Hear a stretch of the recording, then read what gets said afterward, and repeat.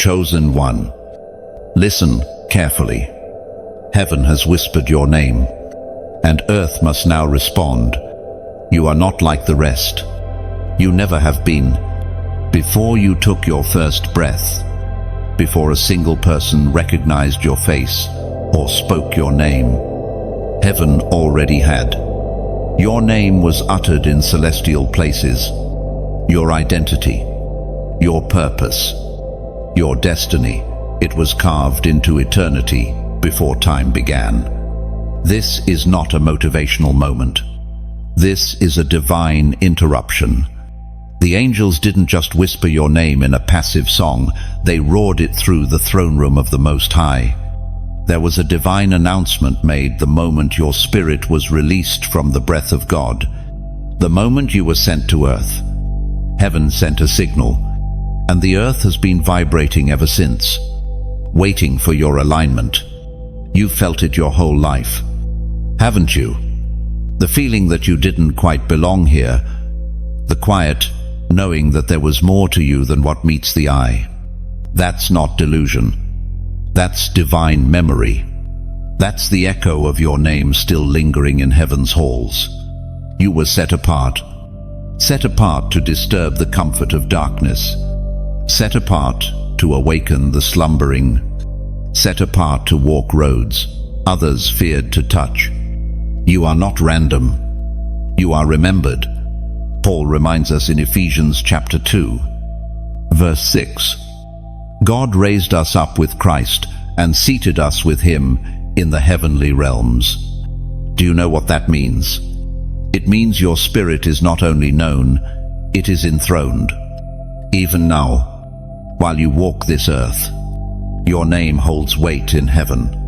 Your calling carries authority, and that authority isn't tied to your current location, status, or circumstance. It's tied to your identity as one of God's chosen ones. That's why the warfare has been intense. That's why the resistance showed up before the revelation. Because even hell heard your name. The moment heaven declared you, the enemy took notice. That pressure you felt, that wasn't punishment. That was proof. Proof that the darkness sees what you still doubt in yourself. You are a threat. You've walked through valleys where no one could follow. You've cried silent tears into pillows soaked with pain. You've questioned your very existence, but the heavens never did. Not once did the angels stop declaring your name. Not once did God withdraw the assignment. But let me be clear, this moment is not accidental. You didn't stumble across this message. Heaven pressed pause on everything around you just to say, I still know your name. He never forgot. You've tried to silence the pull, haven't you? Tried to blend in, shrink back, and pretend this wasn't real. But nothing quenched the calling, because heaven's whisper won't stop until earth sees your obedience. This is your wake-up call. This is the confirmation you've been asking for. Not another delay. Not another excuse. It's time to remember who you are. Not just a survivor. Not just a dreamer. You are a vessel of divine disruption. You carry heaven's assignment. And with that assignment comes responsibility. The responsibility to stop running from who you were always meant to be. The responsibility to stop minimizing your presence in rooms you were sent to shift. The responsibility to stop looking for approval from those who were never equipped to understand the call on your life. You carry a name known in heaven, a name feared in hell, and that name cannot stay silent anymore. It must rise. You must rise. And when you do, chains will break, not just around you, but around those connected to your destiny. Chosen one. Heaven still speaks your name. It echoes every time you choose righteousness over comfort.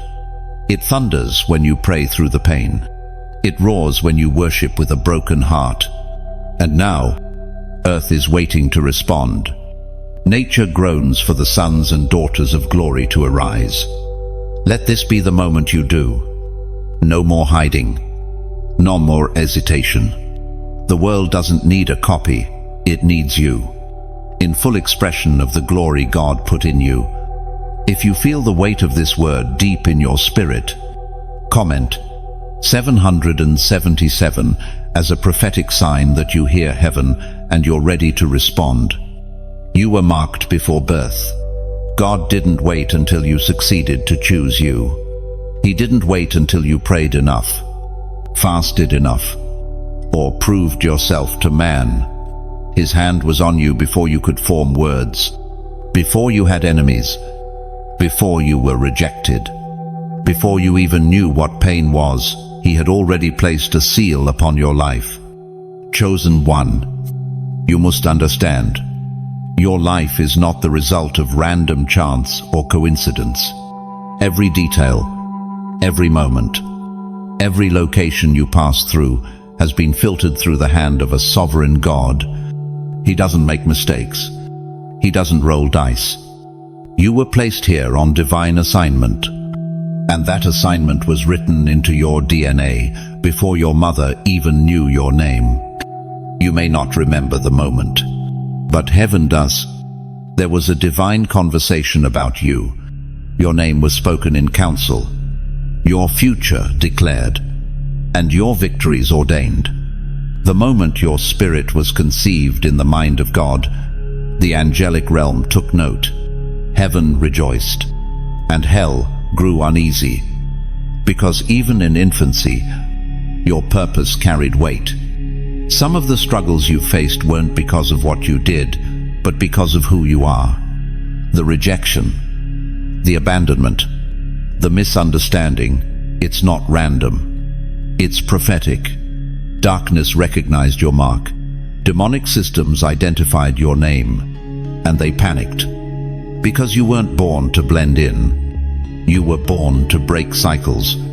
You were born to stand between heaven and earth as a living bridge.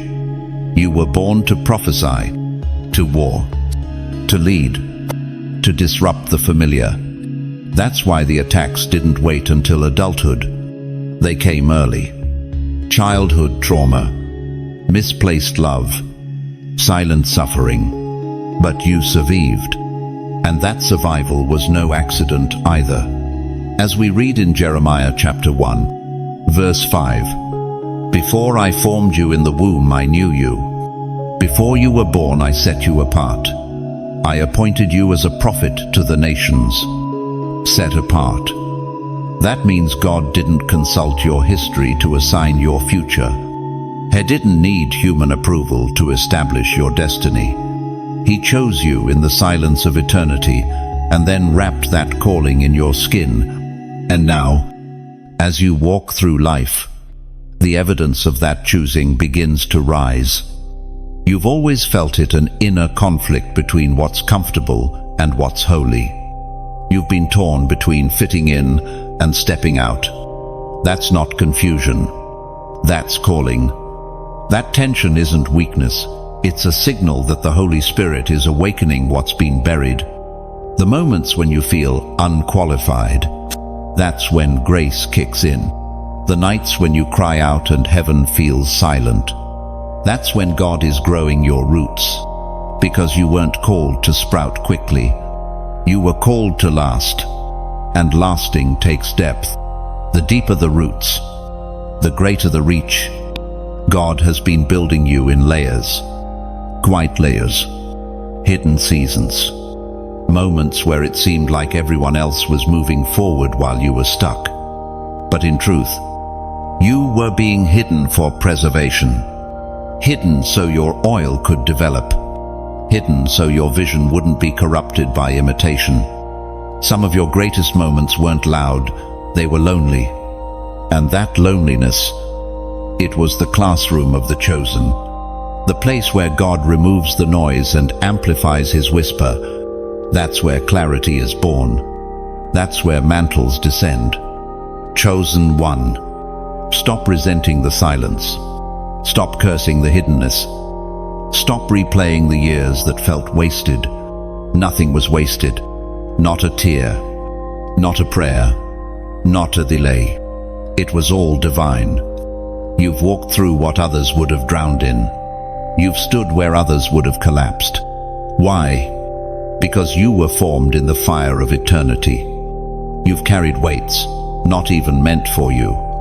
Interceded for others when your own heart was breaking, and smiled through storms that would have shattered weaker souls. And still, God is not finished. The same God who called you before birth is still shaping you in the now. He's not in a rush. Eternity is not late. His timing is perfect, and his plans are still unfolding.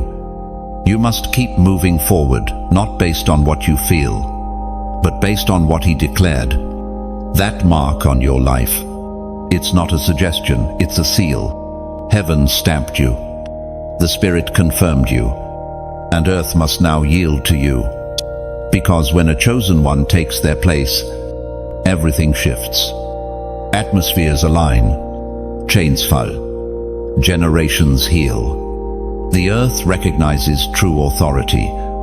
And that authority begins in identity. You don't have to force open doors. You don't have to beg for affirmation. What is yours by covenant cannot be lost by circumstance. God doesn't revoke what he spoke, and his word over you was not fragile. It was fortified. Chosen one. Don't look at your scars and assume you're disqualified. Look at them and remember you lived through what others didn't. You walked out of the fire with your purpose still intact. And even now, the Spirit of God is stirring within you, reminding you of the promise. You were known before you were born, formed with purpose, sent on assignment. And now, it's time to walk with the confidence of someone chosen not by man, but by God himself. Hell noticed you first, before you ever knew who you were. The enemy did. Before you said your first prayer, before you ever opened a Bible or sang a worship song, darkness had already marked you as a threat. Why? Because you carry something that cannot be replicated, faked, or stolen. You carry glory. You carry authority. You carry a light that disrupts the works of hell. Chosen one. There's a reason the warfare came early. There's a reason the battles came before the blessings. The enemy didn't wait until you discovered your purpose. He launched the attack to prevent it. He targeted you in childhood because he knew what you'd become in maturity. He attacked your identity before you ever understood your name. That wasn't random, that was warfare. You've lived through things others never saw. Night terrors, rejection, emotional manipulation, generational patterns you didn't choose, but somehow had to carry. You were pushed into roles too early, silenced in rooms where you carried truth, blamed for pain you didn't create. But even in that chaos, heaven was watching. It was declared in Luke chapter 10, verse 19. I have given you authority to trample on snakes and scorpions and to overcome all the power of the enemy. Nothing will harm you. Nothing. That means not even your worst trauma has the final say. Not even your darkest night can cancel what God ordained. The enemy launched attacks, but he couldn't take your calling. He saw distraction, delays, and disguises, but you're still here. And that means the prophecy still stands. When you walk into a room, spirits notice. The air shifts. Why? Because chosen ones carry weight. You are not just someone who prays, you're someone whose prayers are felt. When you speak, things begin to move in the realm unseen. Your presence alone reminds hell of the one who sent you. And yet, for years, you doubted yourself, because the battles made you question whether God had truly chosen you. You thought if you were really chosen, it wouldn't hurt this much. But hear me now. The battle confirms the choosing. Hell only fights what heaven favors. You are not weak. You are dangerous. Your spirit has survived attacks others didn't even see coming. You've carried burdens in silence while still showing up in strength. You've had moments where you felt like giving up, but you didn't. And that endurance, that's proof of divine backing. The enemy didn't just want to delay you, he wanted to destroy your identity. Because he knew, if you ever discovered who you truly are, the kingdom of darkness would suffer massive loss. He tried to distort your view of yourself, tried to convince you that you were average, broken, insignificant, but every lie was sent to bury the truth. And now the truth is waking up. You are not average. You are not forgotten. You are a divine interruption to the plans of darkness. Every time you praise, you rob hell of its satisfaction. Every time you resist temptation, you break another generational cycle. Every time you choose obedience, you echo heaven's voice into the earth. Chosen one, you were never meant to be comfortable. You were meant to confront. Your light is a confrontation. Your discernment is a confrontation. Your calling is a confrontation. That's why people have misunderstood you. That's why certain environments couldn't hold you. Because what's in you provokes what's hidden in others. And yes, it's been lonely. But even in that loneliness, God was refining your discernment, teaching you to see behind masks, training you to recognize counterfeit connections. Not everyone around you was sent to support you. Some were sent to study you. But now you see, now you know. You were marked early because your anointing is costly. You were attacked early because your legacy is weighty. But let the enemy be reminded, you didn't fold, you didn't and you're not done. Stand in it now. The fire didn't burn you, it built you.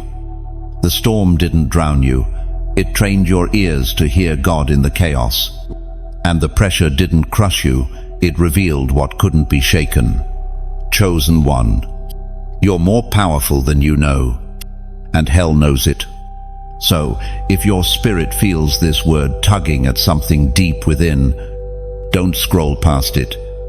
Whisper it back into the atmosphere, still standing. Because sometimes, those two words are the loudest proof of divine survival. The delay was divine. You've wondered why it's taken so long, why the promise lingered, why the breakthrough paused, why doors that should have opened stayed shut, why prayers seemed to echo in silence. But, chosen one, heaven wants you to understand. Delay is not denial, it is divine design. God never moves by pressure. He moves by purpose. And his purpose with you has always been precision. He could have released you sooner. He could have fast-tracked your path. But he chose a different road, a slower, quieter, hidden one. Not because you were forgotten, but because you were being fortified. The delay was heaven's way of anchoring your foundation. It was never about punishment. It was protection. God saw what you couldn't. He saw the unseen traps, the counterfeit blessings, the half-built platforms that would have collapsed under the weight of your assignment. So he said, wait. You were watching the clock, but God was watching the construction. He knew what needed to be built in you before what's around you could grow. And chosen one, what he builds, he backs. What he sends, he sustains, but only when it's ready. During the delay, he developed your discernment. You began to recognize what was sent by him versus what was merely dressed in light. You learned how to pray in ways you never had before. You were trained in silence, refined in the fire, and sharpened in obscurity. The delay was not wasted time. It was sacred time. Hidden years are holy years. It's where heaven incubates greatness without the pressure of applause, where mantles descend without distraction. You didn't miss your moment, you were being prepared for it. As we read in Habakkuk chapter 2, verse 3, "For the vision is yet for an appointed time, though it tarry. Wait for it, because it will surely come. It will not delay." What seemed like slowness was actually synchronized strategy. And in those waiting seasons, God wasn't just preparing the promise, He was preparing you to carry it without compromise. Because destiny without discipline leads to disaster, and He loves you too much to release you too soon. You see, anyone can carry favor for a moment, but you were made to carry legacy, and legacy is heavy. Legacy requires muscle. Muscle is built in resistance. The delay gave you that strength. There were relationships that looked promising, but fell apart. Don't grieve them. That was protection. There were jobs you thought would be the launch, but they closed their doors. Don't curse them. That was redirection. There were opportunities that glittered but didn't last. That was exposure. God used every no to align you with a greater yes. And now, the version of you that stands here today, that's the version He can trust. The you that prays even when the answer is slow. The you that obeys even when the path is unclear. The you that doesn't chase platforms, but chasse présence. Chosen one. You have learned the value of stillness, the strength of surrender, the beauty of not rushing what God is still writing. That's maturity. That's wisdom. That's readiness. You no longer measure time by delay. You measure it by development. You see through the lens of eternity, not urgency. You're no longer obsessed with arrival. You're aligned with assignment. And that shift, that's the proof you've passed the test. The enemy tried to use the delay to wear you down, to make you question if God had forgotten. But instead of weakening you, the delay revealed your resilience. Your fire stayed lit. Your hope held firm. Your spirit stayed aligned. And all of heaven took notice. Heaven knew that when the time came, you wouldn't just step into the promise, you'd carry it with reverence. You'd honor the oil that came through tears. You'd protect the anointing that was birthed in pressure. And now, because you waited well, you're ready. What's ahead will require everything you've learned. The people you're called to reach don't need a performer. They need a warrior. They need someone who has walked through the silence and still chosen God. Someone who knows how to wait without wavering. That's who you've become. The delay forged you. And the forged vessel cannot be broken by what would have shattered the fragile. You are stronger than you know. More obedient than you give yourself credit for. And more aligned than you've ever been. This wasn't time lost. It was heaven's laboratory. And you, chosen one, are the masterpiece in progress, now ready for release. You are a spiritual alarm clock. You were never meant to just live quietly, unnoticed, unmoved. Your very existence is a divine disruption. You don't just wake up in the morning, you wake atmospheres. When your spirit stirs, something in the environment around you shifts. You are not just here to survive the day, you are here to awaken destinies. There are people around you who don't even know they're asleep, spiritually numb, emotionally frozen, walking through life like shadows. But then you walk in, you speak, you move, and without trying, you provoke a response in the spirit realm. Something begins to rattle. Something begins to rise. Why? Because your very presence is permission for others to awaken.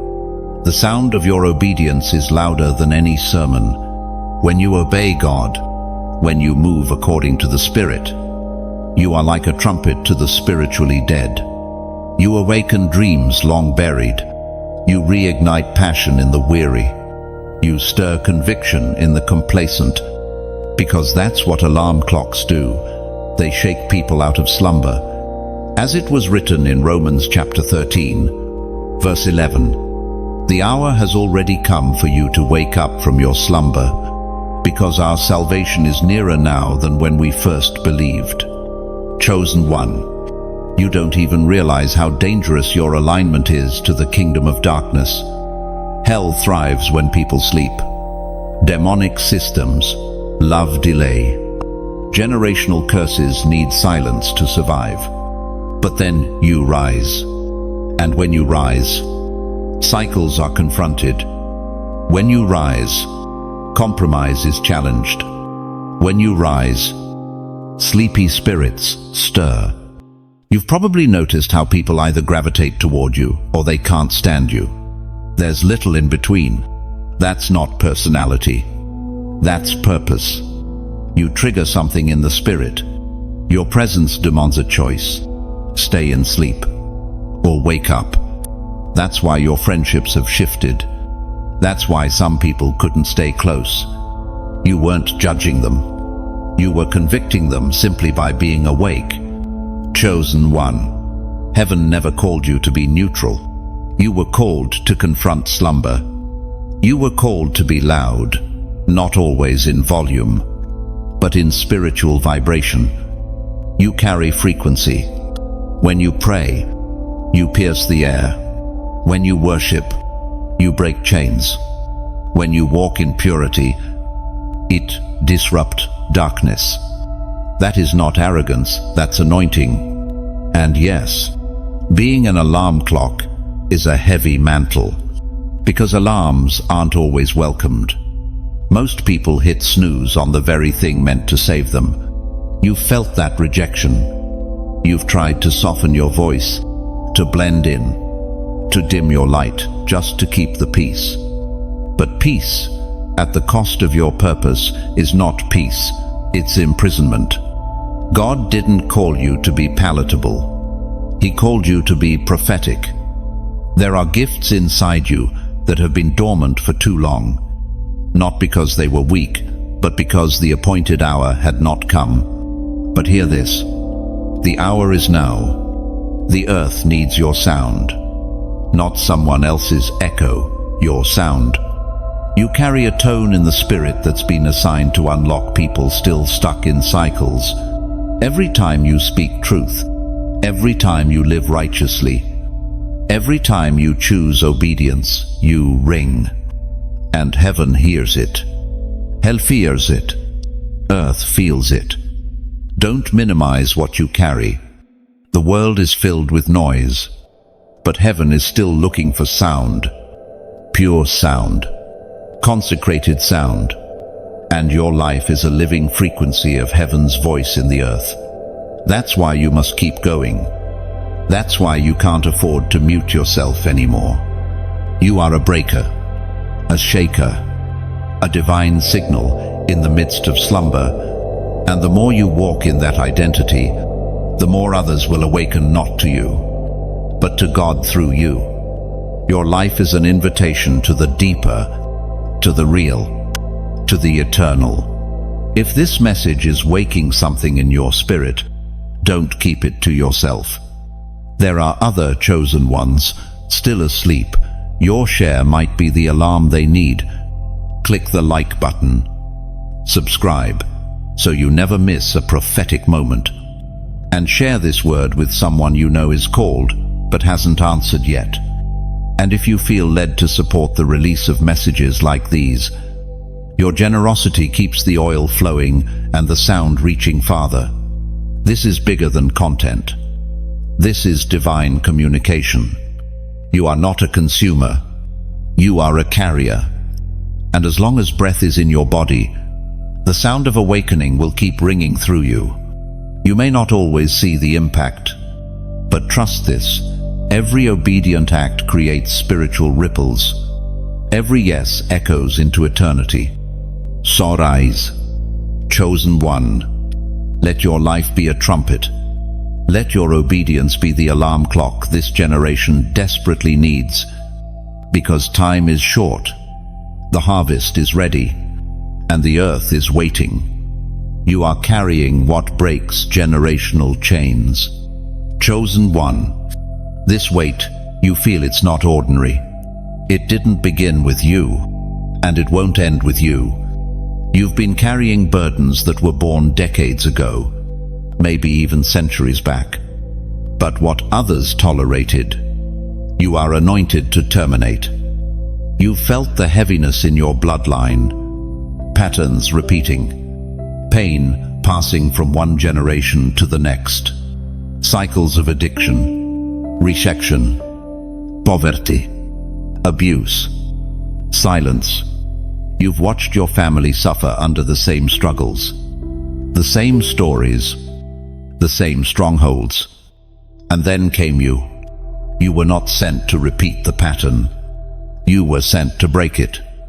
There's something different about the way you process pain, about the way you respond to pressure. You don't just endure, you investigate. You don't just survive, you seek meaning. That's not overthinking. That's divine sensitivity. That's the Spirit of God revealing that you were chosen to confront what others ignored. You are not the black sheep. You are the bloodline's divine interruption. The enemy has tried to convince you otherwise, tried to label you with shame, fear, confusion, tried to make you feel like the outcast, the strange one, the burden.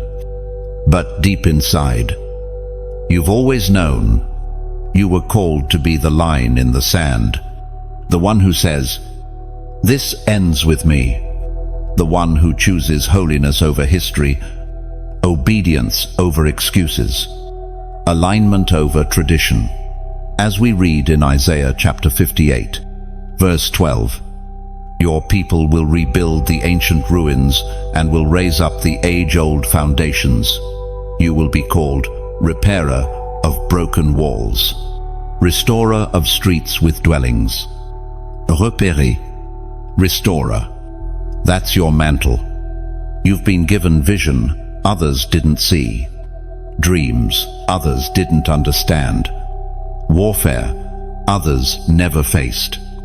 Because the enemy fights the hardest at the point of generational shift. He fights what he fears. And what he fears is you fully awakened, fully surrendered, fully walking in your God-ordained role as a breaker. Every battle you fought in private was setting the stage for a public reversal. Every tear you've cried in silence was watering the seeds of freedom for those coming after you. You've endured enough pain for the curse to be shattered. Now it's time to turn pain into prophecy. When you pray, chains begin to loosen. When you worship, heaviness lifts from your family line.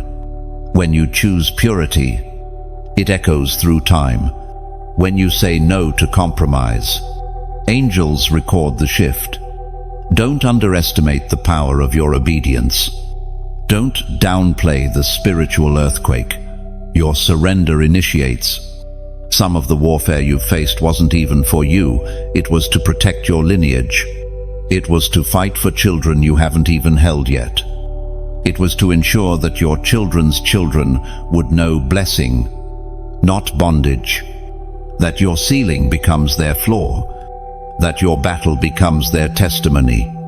You are not just breaking curses, you are building altars. Altars of truth. Altars of freedom. Altars of holiness. Altars that will outlive you and outshine every lie spoken against your name. And yes, the weight is real. Yes, you felt isolated, misunderstood, overwhelmed. But isolation is often heaven's method for revelation. When God hides you, He's not punishing you, He's preserving the oil. So that when you rise, you carry not just freedom for yourself, but deliverance for nations. You've walked away from things others called normal. You've said no to comforts others embraced without thought. You've chosen the narrow road, not out of fear, but because your spirit refused to settle for bondage dressed in familiarity. That's the breaker's burden. That's the weight of your calling. There's a shift happening even now as you read this. You can feel it, a trembling in the spirit. The fire in your bones is not frustration. It's revelation. Heaven is confirming what you've known in secret. You were chosen to carry the key. Chosen one. The pain you've endured ends with purpose. The silence you've walked through ends with sound. The weight you've carried will soon turn into a weapon. God will use what nearly broke you to break open a new future. You will raise children who know peace. You will build a home that honors God. You will break the silence with worship. You will replace anxiety with authority. You will become the one they remember as the turning point. Not because of your perfection, but because of your surrender. This is not just about your freedom, it's about generational restoration. You are carrying something sacred, something holy, something heaven has trusted you with. And now, earth must feel the impact. If this word confirms what your spirit already knew, mark it. Let heaven see your agreement. Comment. Babai Bashaba. A number of new beginnings, divine alignment, and family restoration. Heaven waits for your yes. Chosen one. There are moves of God that have not yet been released, not because heaven is unready, but because you have not yet surrendered. The hosts of heaven stand in position. The Spirit hovers, prepared to descend. The oil is ready to pour, but the gate remains unopened until your spirit whispers, "Yes, Lord." This is not about salvation. You are already His. This is about surrender. This is about partnership. God will not override your will. He will not force your obedience. He invites it. He draws you with love, not control. But still, He waits for your yes. There is a territory that belongs to you, a region of influence, a stretch of purpose only your voice can reach. There are souls assigned to your obedience.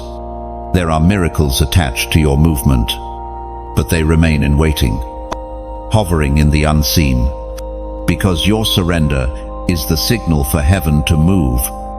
You've been asking for clarity, for confirmation, for signs. But God is not withholding instructions. He is waiting for permission. You keep waiting for direction before surrendering. But true direction often follows surrender. The yes comes first. The blueprint comes after. Chosen one. You are not being punished. You are being invited into a higher walk, into deeper waters, into the place where your comfort ends and His glory begins. There are some breakthroughs that don't come through striving, but through letting go. Some of the tension in your life is not from resistance, it's from your refusal to release. You are still holding pieces of yourself back, still negotiating with your destiny, still asking if the cost is worth it. But understand this, partial surrender is still rebellion. Delayed obedience is still disobedience. And what you postpone in fear, the enemy uses as permission to remain. Your authority in the spirit realm increases in proportion to your surrender. When you withhold, you weaken your own reach. The most dangerous place for a chosen one is the middle ground where you've left Egypt but haven't stepped into Canaan. That in-between space where your soul feels restless because it was not built to live in compromise. Heaven will never force you into promise. God is not a manipulator. He is a king. And kings wait for allegiance before releasing inheritance. When you say yes, fully and finally, it authorizes angels to act. It opens gates. It shifts winds. It releases what's been locked. Think back on every time you said no, out of fear. Every opportunity you watched pass. Every moment when you knew what God was calling you to do, but hesitation won. Those moments didn't just delay your growth, they delayed someone else's deliverance. Because your yes is not just for you, it's generational. It's communal. It's prophetic. As we read in Isaiah chapter 6, verse 8, "Then I heard the voice of the Lord saying, Whom shall I send? And who will go for us? And I said, Here am I. Send me." And he's still asking, "Whom shall I send?" And he waits, still waits for your voice to rise above fear and comfort and say, "Here I am, chosen one." Don't let fear dress itself up as wisdom. Don't let procrastination hide behind perfectionism. Heaven doesn't need your readiness, it needs your willingness. God already factored in your weaknesses. He already considered your past. He already knew your flaws. And still, He chose you. Heaven doesn't need another perfect vessel. It needs a surrendered one. Someone who will go even with trembling hands.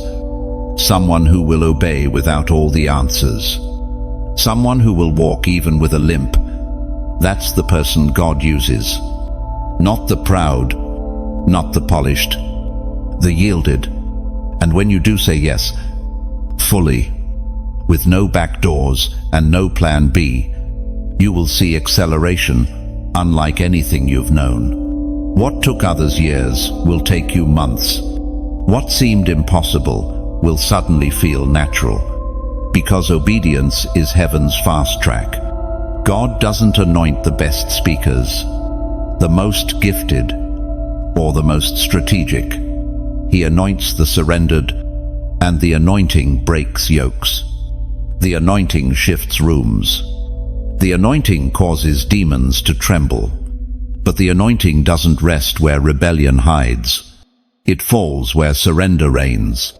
You felt the tug for a long time, that quiet pull, that holy unrest, that whisper in the night. It won't go away, because heaven won't stop pursuing you.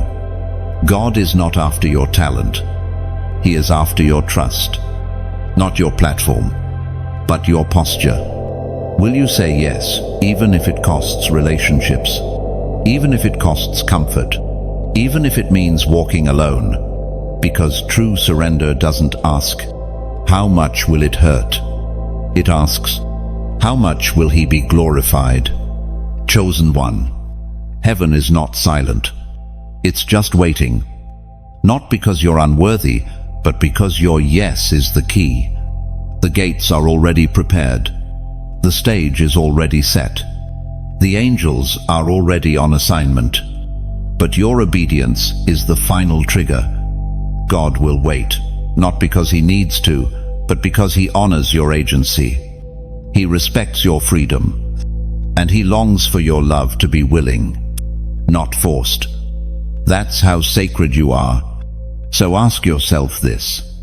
What part of you is still saying maybe, where God is waiting for yes? What fear is still sitting on the throne He's supposed to occupy? What delay in your spirit is keeping others bound? There is still time. The mercy of God is still extended. The invitation still stands. But it won't stand forever. Heaven is moving. Heaven is aligning. And your yes will either join the move or miss it. Let today be the day your spirit bows, your will surrenders, and your mouth opens to say, "Here am I. Lord, I say yes." The cost of the crown is real. Chosen one. What you carry is sacred, and anything sacred comes with sacrifice. You were not called into a life of ease. You were called into a life of impact. And impact demands weight. There is glory resting on you. But it is not light. It is heavy. And that heaviness is not punishment, it is preparation. The crown you are meant to wear was not made of gold, only it is forged in fire, worn through scars, tested in the furnace of rejection, misunderstanding, and spiritual pressure. To carry what you carry means you will often walk alone. It means you will be misunderstood by those closest to you and attacked by those who don't even know your name. But the weight of the crown cannot be held by the faint-hearted. The path to kingship in the kingdom is not marked by applause, it is marked by crushing. Before David wore a crown, he wore rejection. Before Joseph ruled in Egypt, he sat in a prison. Before Jesus rose from the grave, he carried a cross. This is the pattern of heaven. The ones who are exalted are the ones who have been emptied first. And the emptiness feels brutal. The loneliness feels suffocating. You've wondered why the road has been so narrow, why the cost has been so steep. But there is no shortcut to glory. There is no discount anointing. And every ounce of oil in your life came at a price. People see the favor, but they don't see the crushing that produced it. They see the wisdom, but they don't see the sleepless nights. They see your posture, but not the war behind your eyes. They see strength, but not the private surrender that birthed it. But heaven sees, and heaven honors. You are not suffering for no reason. You are not enduring for no reward. The weight of the warfare matches the size of the throne. You weren't made for the crowd, you were made for the crown. As we read in 2 Timothy chapter 2, verse 12, if we endure, we will also reign with him. Endurance precedes reigning. There are no shortcuts. Every sacrifice you've made is shaping you. Every yes you gave when it hurt is counted. Every secret moment of obedience is recorded. Nothing is wasted in the kingdom. The price you pay now becomes the oil that sustains others later. Chosen one. The cost is high because the calling is holy. You've been stripped of certain relationships not because you're unworthy of love, but because you're too valuable to be entangled with what cannot carry your calling. You've had to walk away from things that others called harmless, because your consecration demanded more. You've turned down invitations, closed doors others begged to walk through, and it felt lonely. It felt unfair, but it was protection. The crown cannot sit on a divided head. You cannot serve two kingdoms. You cannot walk in full glory and cling to partial surrender. The crown requires consistency. It requires fire-tested faithfulness. It requires clarity of vision and purity of spirit. And though the cost is great, the reward is greater. You will be trusted with assignments others only dream about. You will speak, and atmospheres will shift. You will pray, and chains will break. You will walk into rooms and carry the weight of heaven, not because you are perfect, but because you were willing to pay the price in secret. The oil that flows from your life is costly, and it will not be wasted. What God births through pain, He protects through power. What He purifies, He promotes. And when He crowns, no demon in hell can dethrone. But don't chase the crown. Chase the one who placed it on your head. Because the moment your calling becomes about recognition instead of reverence, you risk losing what took years to carry. The true crown is servanthood. The true mark of royalty in heaven is humility. So wear the cost with honor. Embrace the stripping. Trust the process. Because you are not dying, you are being refined. And in that refining, the crown is being fitted. Heaven is preparing you not just to wear glory, but to withstand it. You are not ordinary. You are not forgotten. You are a royal priesthood, being forged for a moment that will shift more than just your life. It will shift the trajectory of every life connected to your name. And when the day comes, when you stand in the fullness of your assignment, when you walk in rooms you once prayed for, when others are drawn to the oil they don't understand, you will remember this season. You will remember the cost, and it will all make sense. Because the crown didn't just arrive, it was earned in every moment. You chose God over comfort, calling over compromise, and faith over fear. Your voice is a war trumpet. Chosen one, you've underestimated the power of what comes out of your mouth. You thought you were just speaking, just expressing, just releasing thoughts. But in the spirit realm, your voice does more than communicate, it commands. When you speak under the authority of God, you don't just echo words. You declare war. The enemy has tried to silence you. Life has tried to mute you. Trauma taught you to keep quiet. Rejection convinced you to shrink. But heaven has always seen your voice for what it truly is. A weapon. A divine instrument, a trumpet that signals heaven and shakes hell. This is why your warfare has often come after moments of truth. Every time you spoke up, something tried to strike back. Every time you stepped out in boldness, resistance increased. Not because you were wrong, but because you were right on time. The enemy is terrified of what happens when you fully open your mouth and speak as heaven commands. You were not given a voice just to make noise. You were given a voice to build, to break, to bind, to bless. Your words carry life. When you speak with authority, the atmosphere must respond. Walls come down, chains break, minds shift, spirits awaken. As it says in Jeremiah chapter 1, verse 9-10. Then the Lord reached out his hand and touched my mouth and said to me, I have put my words in your mouth, to uproot and tear down, to destroy and overthrow, to build and to plant. This is what rests on you. The ability to uproot lies with a sentence, the authority to destroy demonic patterns with a whisper, the grace to plant faith with just a phrase. You don't need a microphone to be heard. Heaven hears every word, and so does hell. This is why gossip and complaining feel so heavy in your mouth. It's why slander or bitterness disturbs your spirit, because your voice wasn't made for poison. It was made for power. You were not designed to echo the world. You were born to declare the word of the Lord. When you pray, it's not just routine. It's resonance. Your prayers open portals.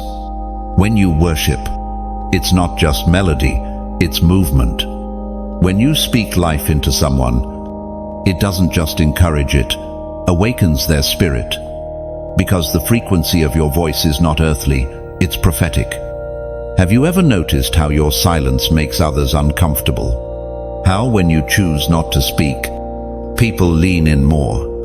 That's not charisma. That's weight. That's the evidence that your voice holds influence, even in stillness. And when you choose to speak with holy fire behind your words, change is inevitable. That's why you can't afford to be passive. You can't afford to hide behind humility. That's really fear. The world needs your sound. The angels are listening for it. Heaven has assigned breakthrough to your tongue, and all of hell is hoping you stay quiet. There are things locked in heaven right now, waiting for your agreement. Not your thinking, not your wishing, your speaking.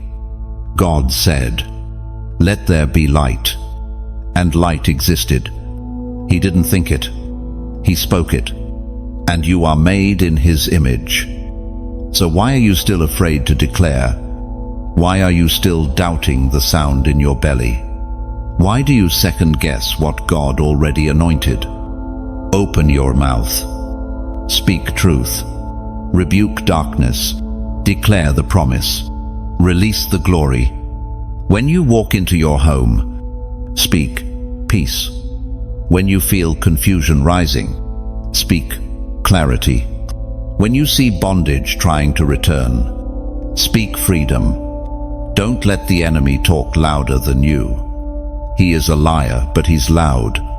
And silence is not safety, it's surrender. The most dangerous thing you can do in this hour is stay silent when God has told you to speak. The people you're called to reach aren't looking for perfection. They're looking for a voice that carries heaven, and that voice is yours. Your sound breaks ground. Your prayers till the soil. Your worship calls down fire. Your voice is not just heard, it is felt. It stirs the spirit. It activates angels. It calls out the destiny in others. You are not just talking. You are shifting the spiritual landscape. So do not be ashamed. Do not let fear paralyze your tongue. You were called for this, trained for this, anointed for this. There are mountains waiting to move at your word.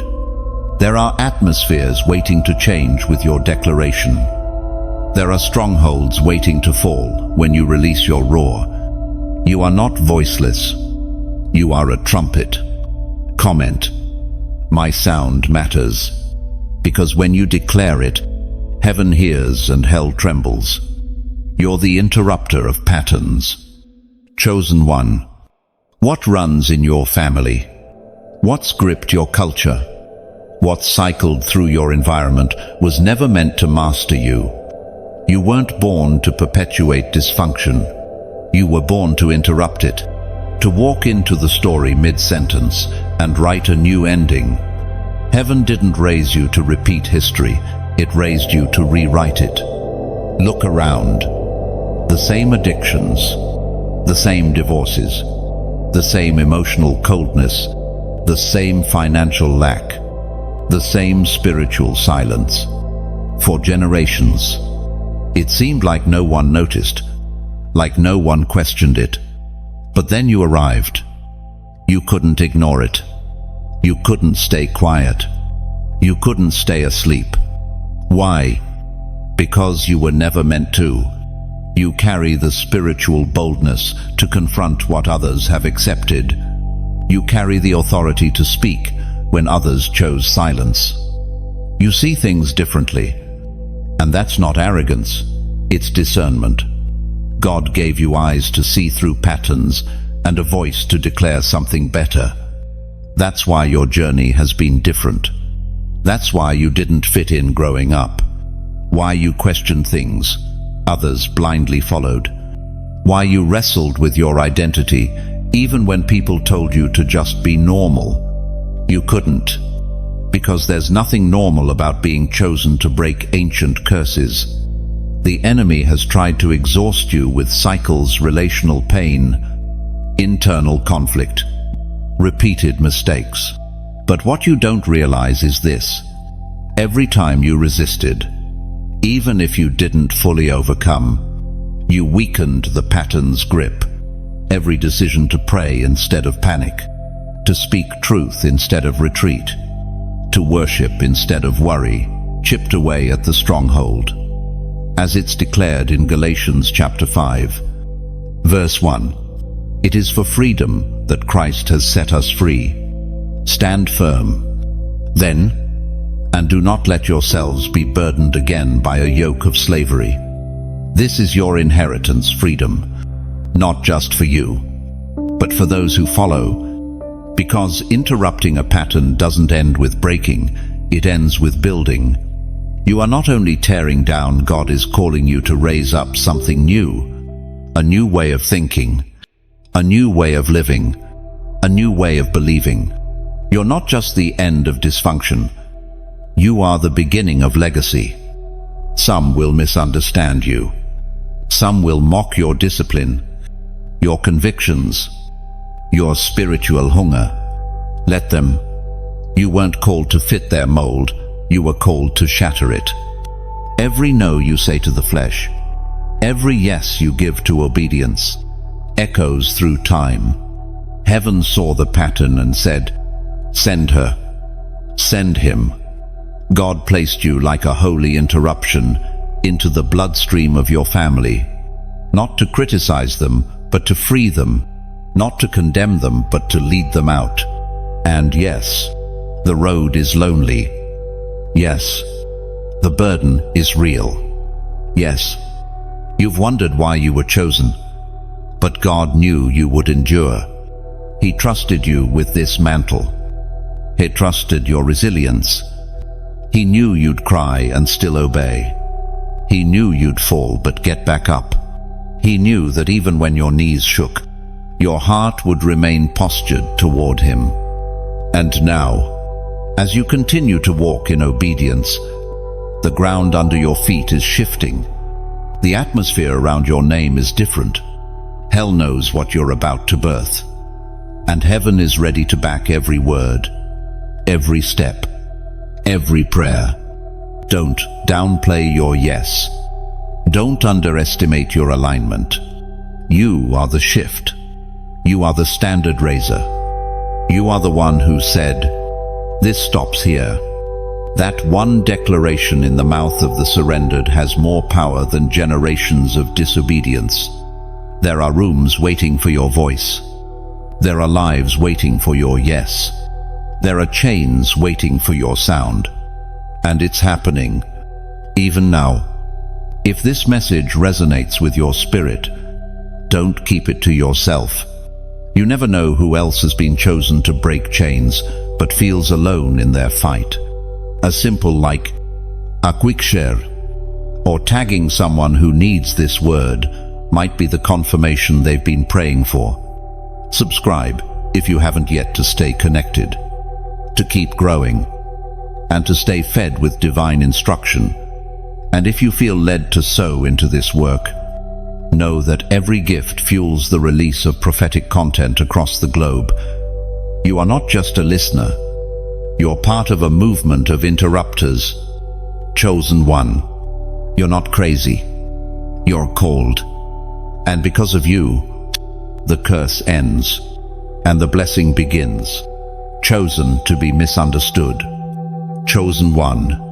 One of the clearest signs that you are set apart is not how accepted you are, but how often you are misread, misused, and misinterpreted. The world has always struggled to understand the called. You were not an error in their perception, you were a disruption to their comfort. From childhood, you noticed it. You didn't think like they did. You didn't respond the way others did. You asked questions others avoided. You carried depth while they chased distraction. And because of this, you were labeled too intense, too spiritual, too quiet, too different. But none of those labels ever truly described you. They simply revealed how your light exposed what others were unwilling to face. You see, when heaven puts weight on a soul, it disturbs environments that are used to spiritual sleep. You weren't sent to be understood. You were sent to be effective. And effectiveness in the kingdom often feels like exile in the world. This is the tension of being marked, chosen by God, but rejected by man. But take heart. You're not the first. Joseph was misunderstood by his brothers. David was overlooked by his father. Jesus was rejected in his hometown. The same voice that split seas was the voice they silenced. Yet he remained focused. Why? Because acceptance was never the goal, obedience was.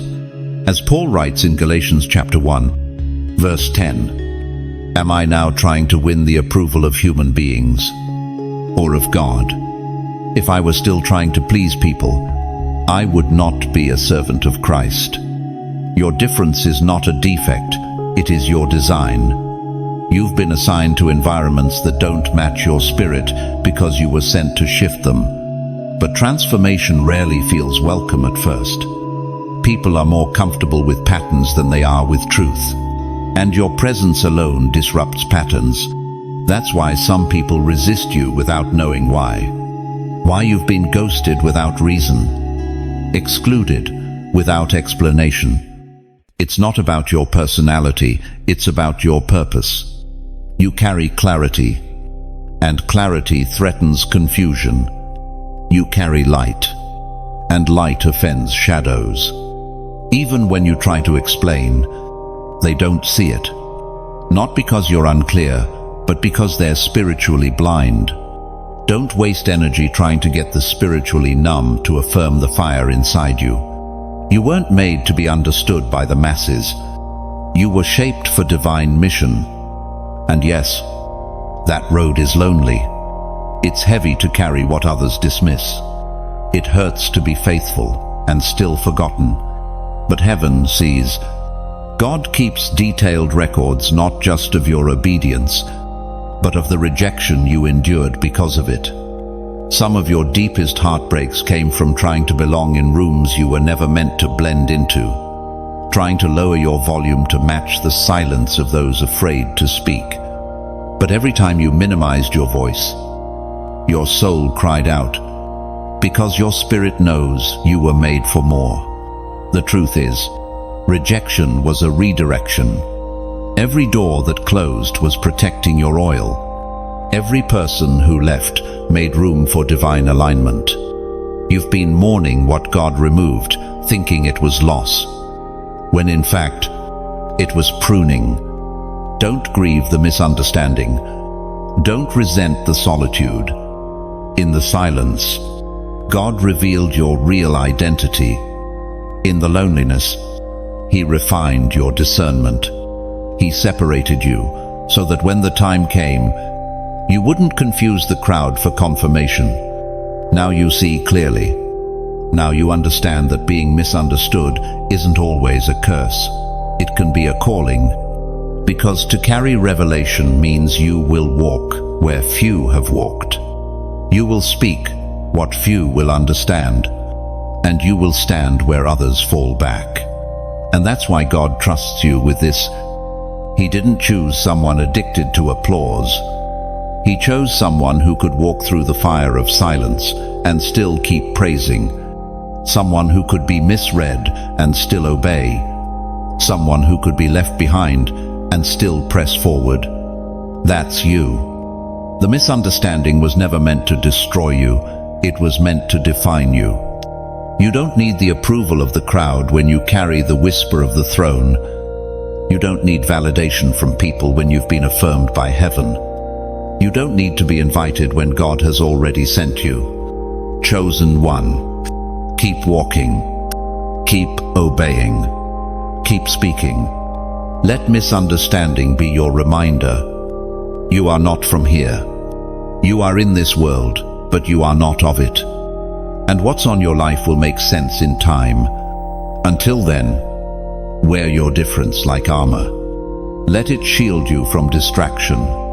Let it anchor you when voices rise against you. Let it be the proof that you were made for more than acceptance. You were made for impact. The mantle found you. Chosen one. What rests on your life is not something you chased. It chased you. This wasn't ambition. This wasn't you trying to be something. This was heaven locating a vessel that would carry weight without collapsing. A mantle was looking for someone who would say yes without demanding all the details, and it landed on you. You didn't ask for this. You didn't audition.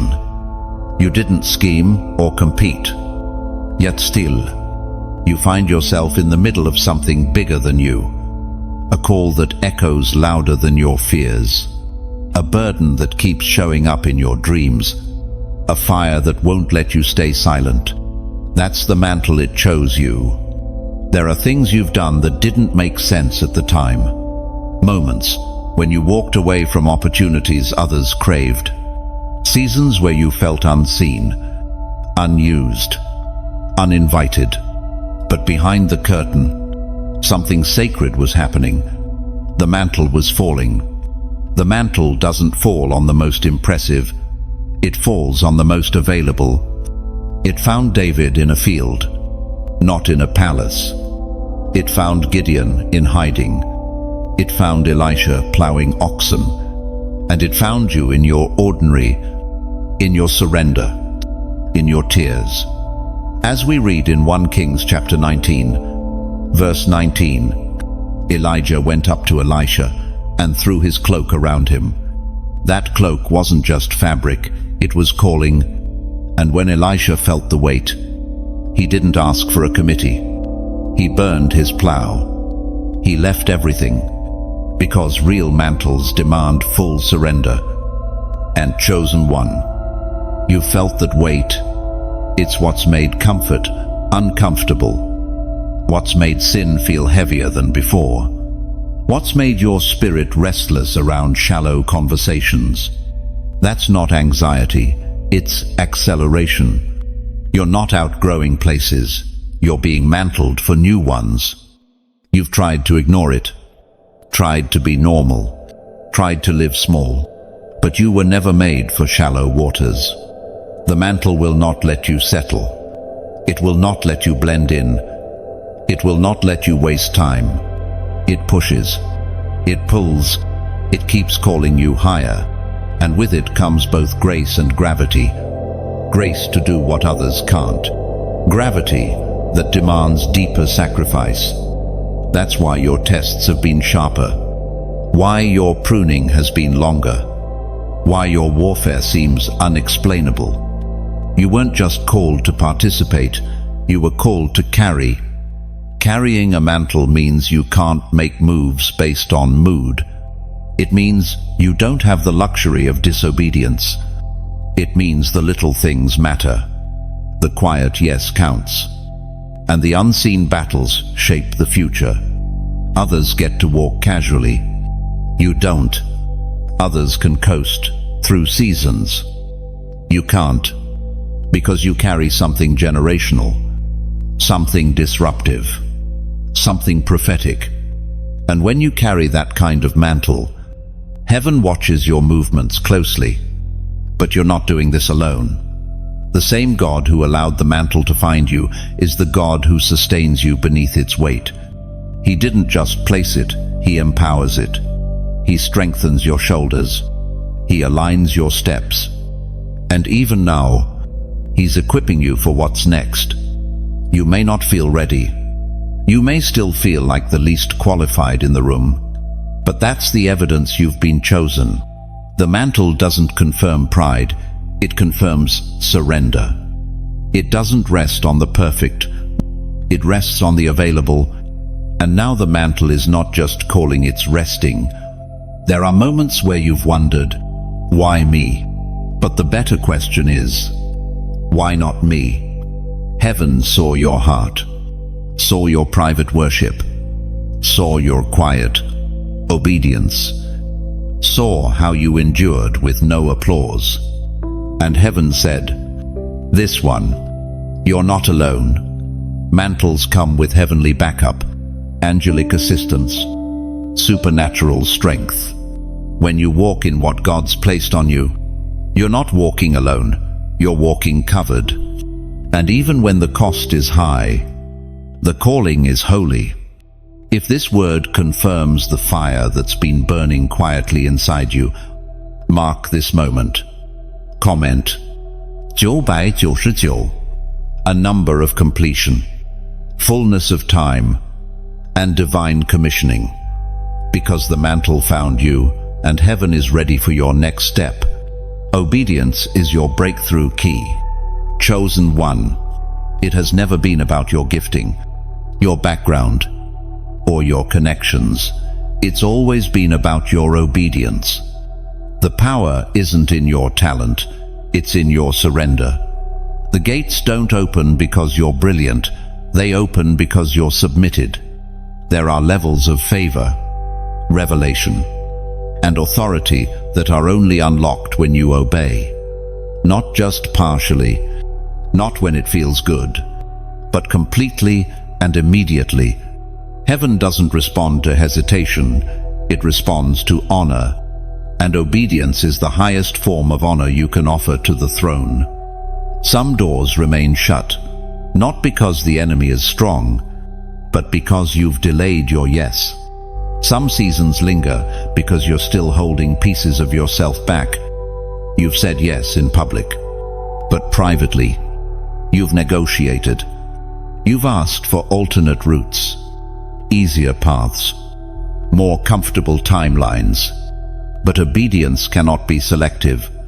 God doesn't ask for a portion, He asks for the whole. And the danger of partial surrender is that it can feel like obedience to everyone but God. You can fool people with your progress. You can convince yourself that delay equals discernment. But heaven is not moved by appearances. It responds to the heart posture. As we read in 1 Samuel chapter 15, verse 22, to obey is better than sacrifice, and to heed is better than the fat of rams. God doesn't want your performance, He wants your positioning. You can serve and still be out of alignment. You can sacrifice and still be disobedient. The key is not how much you do, but how deeply you listen. Chosen one. Obedience is not a suggestion, it's a strategy. It is the blueprint for supernatural living. When God says go, it's not just a command, it's a compass. When He says wait, it's not a delay, it's divine protection. Every word He speaks is an invitation into something greater, and your response determines your reach. Some of the warfare you're facing isn't demonic, it's disobedience.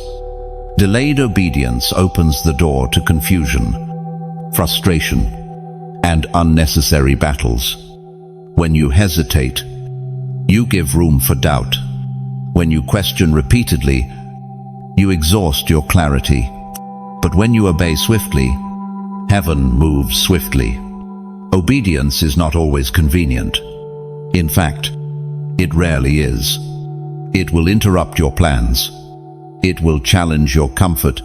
It will cost you opinions, approval, and control. But the reward of obedience is unmatched. It births peace where there was chaos. It opens doors no man can shut.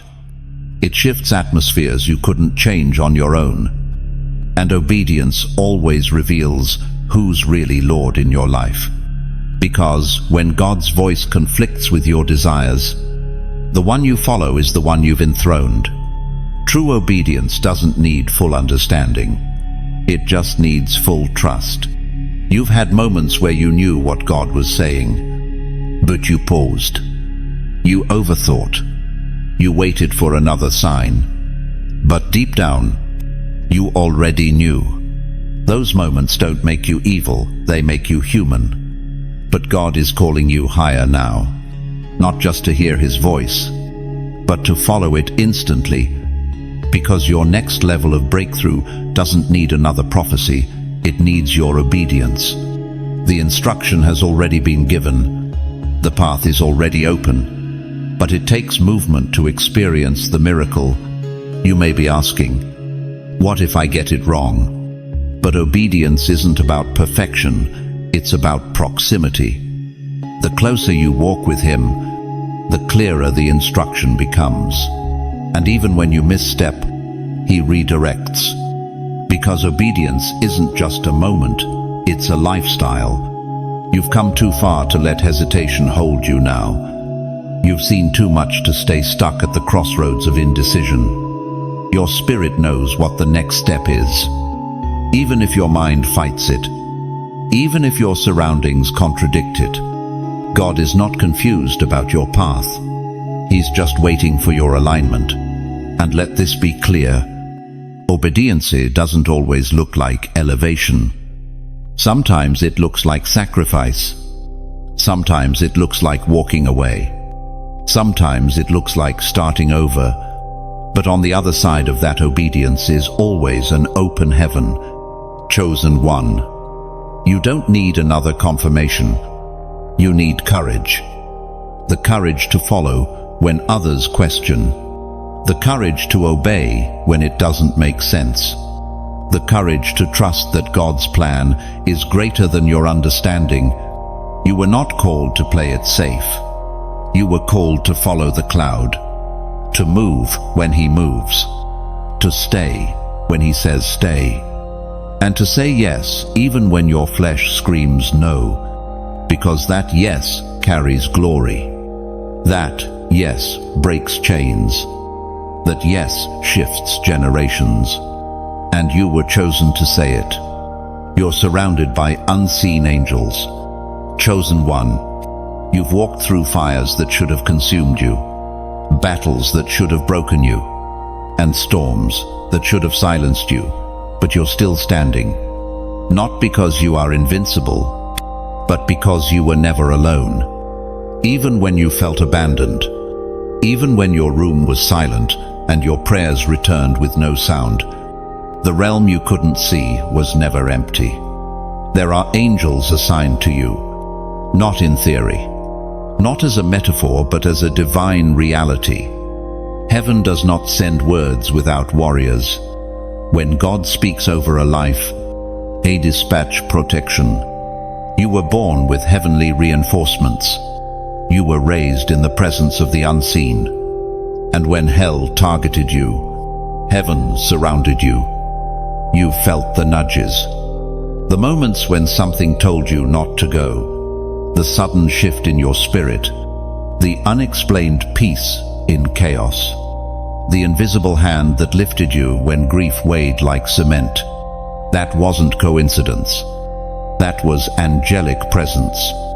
The realm of angels is not fantasy. It is part of heaven's order. They are messengers, warriors, watchers assigned not just to protect, but to assist. They move at the word of the Lord, and they respond to the sound of obedience. They are not sent to worship you, but to help you walk out what heaven has written about you. Psalm chapter 91, verse 11 declares, "For he will command his angels concerning you, to guard you in all your ways."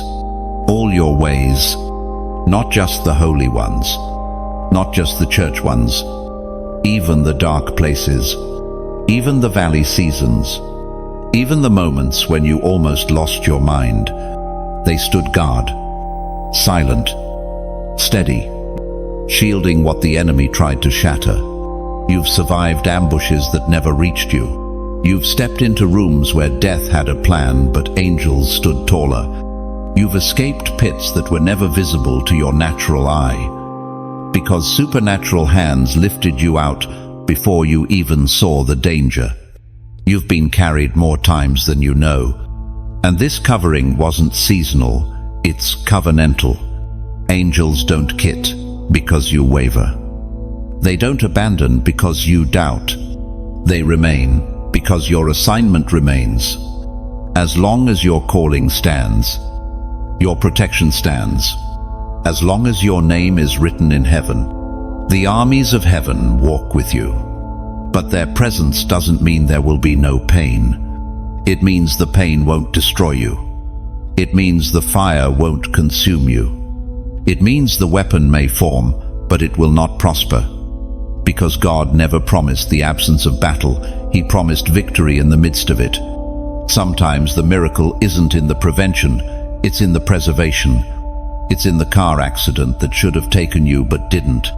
The heartbreak that should have crushed you but didn't. The depression that tried to take your mind but couldn't.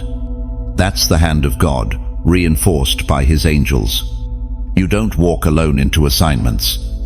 You don't speak alone in meetings. You don't cry alone in midnight moments. Every room you step into, heaven walks in with you, and every word you declare in faith sets angels into motion. They are not passive, they are waiting, listening, watching. That's why obedience matters. That's why alignment matters. Because angelic activity responds to heaven's agenda. When your life echoes the will of God, heaven moves. When you speak truth in the face of fear, angels stand taller. When you declare God's word over your family, they move with swords drawn. Some of you have walked through intense seasons where you thought, Why am I still here? The answer: divine intervention, angelic interference, unseen shields. The plans of darkness were real, but so were the defenses. You've been kept, not by luck, but by loyalty. The loyalty of a God who promised never to leave you. And they don't just fight, they minister. After Jesus wrestled in the wilderness, angels came and attended to him. After great battles, you felt sudden peace, surprising rest. That wasn't emotional calm. That was angelic replenishment. They don't just protect your life, they nourish your soul. Chosen one, this knowledge should anchor you, not to make you proud, but to make you bold. You are not fragile. You are not unguarded. You are not exposed. When you walk into warfare, remember what surrounds you. When you face delay, recall who stands beside you. You have help, even when it feels invisible. Even when the night is long and the prayers feel unanswered, there are flames of fire walking with you. You carry the weight of a divine assignment, and God never sends vessels unprotected. So walk differently now. Pray with confidence. Speak with courage. Love with boldness. Because you are not just chosen, you are covered. Not just called, but accompanied. You will never see all the dangers you've escaped. But one day, when heaven reveals it all, you will bow in awe, and you will realize you were never alone. Your life is prophetic architecture. Chosen one. Every corner of your existence, every turn, delay, storm, and detour has been laid out with divine precision. You are not wandering. You are not lost. You are walking through a blueprint drafted in heaven long before time began. Nothing in your story is wasted. Not the pain, not the silence, not even the waiting. God is the master architect, and you are not just a soul, you're a structure. A vessel being framed to host his glory in a way that earth has not yet seen. That's why your life hasn't followed a typical pattern. That's why your journey has had sharp bends, strange pauses, and divine reroutes.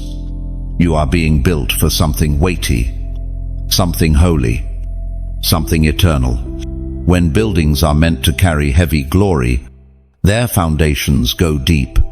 That depth doesn't happen overnight. It happens in secret, in silence, in darkness. While others were being seen, you were being stabilized. While others were rising, you were being rooted. Because what's coming through you cannot be shaken. As Psalm chapter 127, verse 1 declares, "Unless the Lord builds the house, the builders labor in vain." You were never meant to build yourself. God has been crafting you with surgical precision. He knew where to break you, to make room for more glory. He knew when to hold you back, so your character could catch up to your calling. He knew the pain you'd walk through would become the beams holding up generations after you. Chosen one. Your story is not a random collection of events. It's a prophetic design. The rejection, strategic placement, the loss, foundation laying, the betrayal, structural realignment. Every person who left made room for pillars of truth. Every delay in your journey created space for deeper capacity. That's why your life carries strange favor. Why the doors you walk through don't match your resume. Why people sense something holy on you before you say a word. You are a walking blueprint of heaven's genius. A vessel so carefully carved, only the Holy Spirit can explain the pattern. You've spent nights asking God, why this way? But the answer was never rejection. It was refinement. God doesn't waste material. He doesn't discard potential. But he does insist on integrity. You were never just called to be used, you were called to be trusted. And trust requires testing. Now you see it. Don't you? The wilderness wasn't punishment, it was architecture. The silence wasn't abandonment, it was insulation. God hid you so he could build you without outside interference. So when the unveiling come, there will be no doubt. This was the Lord's doing. Even your tears have shaped the structure. Grief became the cement. Surrender became the scaffolding. Prayer became the wiring. Every time you said yes when it hurt, heaven added a new dimension to your spiritual house. You are not just standing, you are carrying something sacred. Chosen one. Your life will be studied, not just by people but by powers and principalities. You are a signpost, a living scroll, a walking sermon. The choices you've made under pressure have written testimonies into the earth's timeline. You are proof that God still builds with broken pieces. And here's the miracle. It's not just about you. Your house, your spiritual structure, will become refuge for others.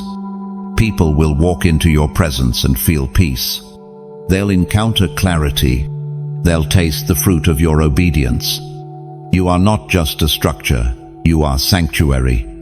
That's why the shaking had to come. Every storm wasn't sent to destroy it, was sent to test the frame. And look at you, still standing, still faithful, still worshipping. Your stability in God has become a threat to hell's infrastructure. Your roots run deep, and the winds cannot uproot you now. And don't be surprised when God begins to elevate you in unexpected ways. Not because of your perfection, but because of your alignment. Elevation in the kingdom comes to those who were faithful in the hidden blueprints. When heaven sees a house that can carry glory, it sends rain, outpouring, visitation. People will ask, how did this happen? And you'll say, God built it. Because what he builds, no man can dismantle. And what he ordains, no demon can overtake. Chosen one. If this word bears witness in your spirit, if it's describing your very journey, then honor the architecture God is still building in you. Like, share, and subscribe, so others walking through the same blueprint can find this same clarity. Your support makes it possible for these prophetic words to continue building lives all over the world. And if you feel led to help carry the cost of releasing this message further, every seed you sow helps lay another beam. Together, we are building altars, raising spiritual homes, and creating places where God's voice still thunders. Speak this truth into the atmosphere as a declaration of your agreement. Build me, Lord, because what God builds in you, he will also build through you. The earth is groaning for you, chosen one. This world isn't just spinning through space aimlessly, it's yearning, it's aching, it's crying out for the revelation of the ones heaven has marked. And you, with your unseen scars, your hidden oil, your sacred surrender, you are the answer to that groan. There's a frequency beneath the chaos of culture, beneath the noise of news cycles and social trends.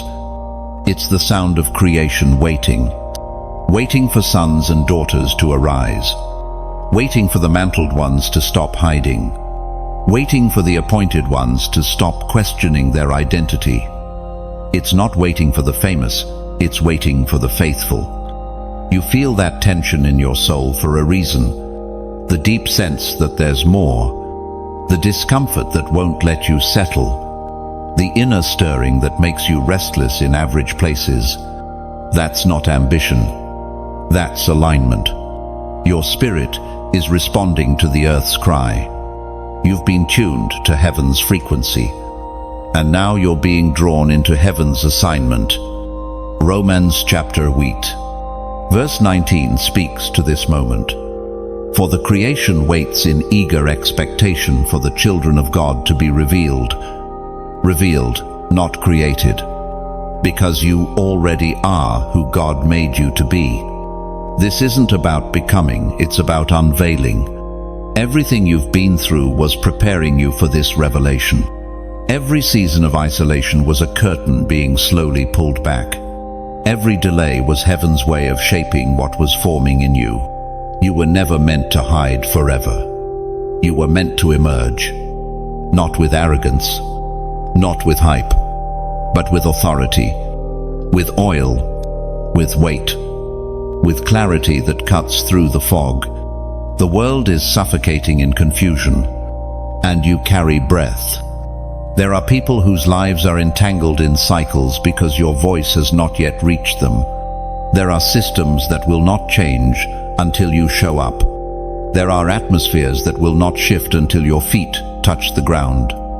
The groaning isn't just ambient noise, it's your call to move. Chosen one. This isn't about platforms. It's about placement. You're being positioned in the exact places where the groan is loudest. Not to observe, but to interrupt. Not to echo, but to declare. Not to mimic, but to manifest the presence of God in real time. You've probably felt the weight of that in strange ways. The jobs that didn't satisfy, the friendships that drained you, the routines that felt hollow. It wasn't because you're hard to please, it's because your spirit was made for impact. You were designed to respond to groans, not blend into noise. And when you do respond, things will shift. You won't need applause. You won't need validation. You'll see fruit. You'll see people awaken. You'll see captives freed, not because you shouted, but because you showed up. You are a carrier of divine response, a vessel of heaven's strategy. And the groaning you hear in the spirit is not pressure, it's permission. Permission to move forward without apology, to create what hasn't existed, to speak what hasn't been heard, to live in a way that reflects the kingdom, not just mimics religion. Don't silence yourself anymore. Don't mute the dreams just because they seem too big. Don't ignore the fire in your bones because others don't understand it. You were created for this hour, and this hour is in desperate need of those who will rise with clean hands and burning hearts. The enemy has tried to muffle your response with distraction, tried to bury you in survival mode, tried to keep you consumed with personal battles so you wouldn't hear the larger cry. But now your ears are opening again. Your spirit is leaning forward. You're beginning to see beyond your own life, and that's when real movement begins. Because this has never just been about you. You are part of a divine timeline. Your yes triggers ripple effects. Your obedience unlocks doors for others. Your presence in the right place can reverse curses, shift generations, and realign entire regions. Chosen one. You've been hidden long enough. The time of groaning is giving way to revealing. The sons and daughters are rising. You are one of them. Not later. Now. Not when you feel more ready. Not when things feel perfect. But now, in this moment, in this atmosphere, in the middle of all the unknowns, heaven is calling for your unveiling. Let the world see what God has been forming in the secret place. Let creation feel the weight of your obedience. Let your life answer the groaning of earth. Crowned in the fire. Chosen one. The glory that rests on your life wasn't born in ease, it was forged in affliction. You were not crowned in comfort. You were crowned in the crucible, in the hidden furnace of pressure, pain, and perseverance. The fire didn't just test you, it marked you. And now, what rests on you carries eternal weight. You've walked through seasons where the heat felt unbearable, not just external warfare, but internal breaking. You've known the silence of heaven, the ache of unanswered questions, the confusion of being faithful yet afflicted. But even in that fire, God was present, not removing you from the flame, but refining you within it. The furnace was never to destroy you, it was to distinguish you. Many entered fires and came out bitter, but you, by the grace of God, came out better, not because you're stronger than others, but because you stayed when leaving seemed easier, because you trusted when nothing made sense, because you worshipped when the tears blurred your vision. That's where the crown formed, not in the applause, but in the ashes. You didn't realize it at the time, but every hardship was producing more than endurance. It was producing glory. Every loss hollowed out a space for more presence. Every betrayal carved out room for more oil. You were being made into someone who could be trusted with weight. As we read in 2 Corinthians chapter 4, verse 17, "For our light and momentary troubles are achieving for us an eternal glory that far outweighs them all." This is what your fire bought, not temporary validation, but eternal glory. Heaven watched you rise from each blow. Heaven watched you kneel after each storm. Heaven recorded every time you said, "Nevertheless, I will serve you." And now the crown has settled, quietly, steadily, unshakably. You've been transformed in ways that words can't capture. The old you would have folded. The old you would have retreated. But now you move differently. Speak differently. Pray differently. Because fire doesn't leave you the same. You carry authority now, not the kind that demands attention, but the kind that shifts rooms silently. Your presence alone convicts. Your words carry weight. And it's not because of personality. It's because of fire-tested faith. You're not easily moved anymore. The things that used to shake you now pass like shadows, because you've seen too much, lost too much, survived too much. You know what it is to stand with nothing but trust. And now that trust has turned into unshakable conviction. The fire also exposed what didn't belong. Relationships that were never real. Habits that were never holy. Thoughts that were never aligned with truth. It burned away what was excessive, and all that's left is essence, purity, clarity, focus. You've come out with gold, and you've earned that gold in silence. Chosen one. Don't minimize what you've survived. Don't downplay the crown because it's invisible to man. Heaven sees it. Angels recognize it. Hell fears it. You are not who you were, and you're never going back. Now you walk, not just as a survivor, but as one crowned with purpose. Every step carries impact. Every movement releases legacy. You no longer fight for identity. You fight from identity. You know who you are. And more importantly, you know whose you are. The fire was necessary. It stripped away what was temporary, so God could reveal what was eternal. And now, you are crowned not just for you, but for others. Your story is a torch. Your breakthrough is a roadmap. Your scars are signposts. You will lead others through their fires. You will speak life where others saw only ruin. You will declare beauty in ashes because you've lived it. And the crown you wear proves it. You didn't chase this. You endured for it. You didn't steal it. You were chosen for it. And now, the weight you carry is not a burden, it's glory. Chosen one, take a deep breath. Let this truth settle in your bones. You are not here by accident. You are heaven's strategy in human form. You are the interruption in your bloodline. the answer to someone's prayer, the vessel for a holy assignment, every fire you walked through, every night you wept, every moment you chose obedience over ease, it was not in vain. You were formed in fire, crowned in silence, and now released in glory. You carry something sacred. You carry authority born in crushing, not in crowds. And the earth has already begun to respond to your obedience. Doors are shifting. Atmospheres are aligning. Lives are being awakened because you dared to rise. Let this message echo beyond today. Go back and revisit the words when you need strength. Share it with someone who doesn't even realize they're chosen. Be the trumpet. Be the witness. Be the living altar that shouts.